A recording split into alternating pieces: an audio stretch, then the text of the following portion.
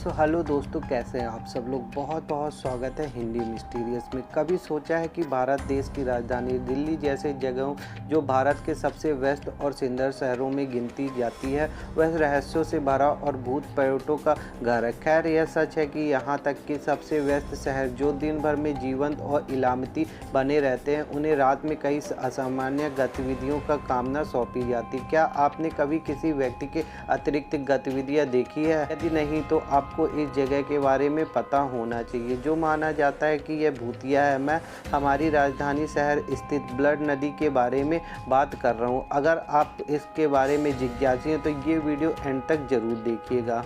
एक वेदी नदी, जो कि नाम से ही पता चलता है कि खूनी नदी, या जिसे दिल्ली का बरमुंडा ट्रायंगल के रूप में भी माना जाता है, सबसे डरावनी जगह में से एक जिसे आप कभी भी देख सकते हैं। अगर इकाई का शाब्दिक अर्थ निकाले तो एक ऐसी नदी होती है जिसका रंग रक्त के समान होता है। दिल्ली की यह नदी कई प्रेत प्रभावित स्थानों में से एक है। खूनी नदी के अतिरिक्त रूप से अनगिनत गतिविधियों को देखा गया है और यह उसकी गवाह है। यह माना जाता है कि जो लोग गलती से नदी में गिर गए या कि उसमें तेज़की करने गए, वे कभी जीवित वापस नहीं आए हैं। माना जाता है कि कुछ अलौकिक ऊर्जा के कारण नदी उन्हें गहराई में खींच लेती है और इसलिए यहाँ अनगिनत मौतों का रिपोर्ट सामने आई है। लेकिन आश्चर्य की बात यह है कि कभी भी किसी का वहाँ से शव कभी भी बरामद नहीं हुआ। स्थानीय लोगों का यह भी दावा है कि जो कोई भी सूर्यास्त के बाद नदी के आसपास घूमता है तो वह वहाँ से लोगों के चिल्लाने और रोने की असामान्य आवाज़ें सुनाई देती हैं, जो काफ़ी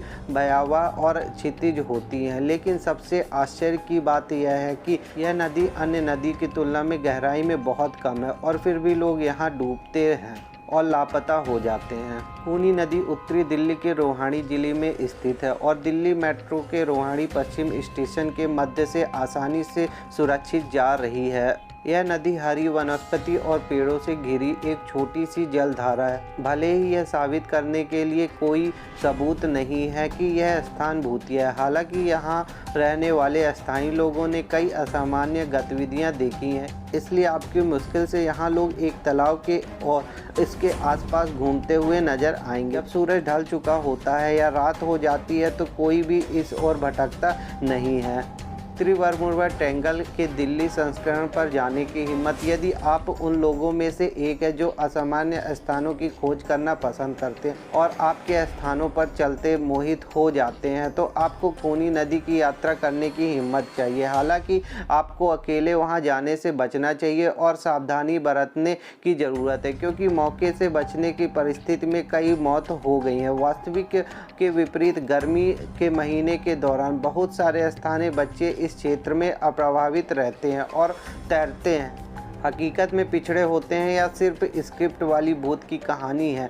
क्या यह वास्तव में है? खैर, यह पता लगाने के लिए आपको व्यक्तिगत रूप से खूनी नदी का दौरा करना पड़ेगा।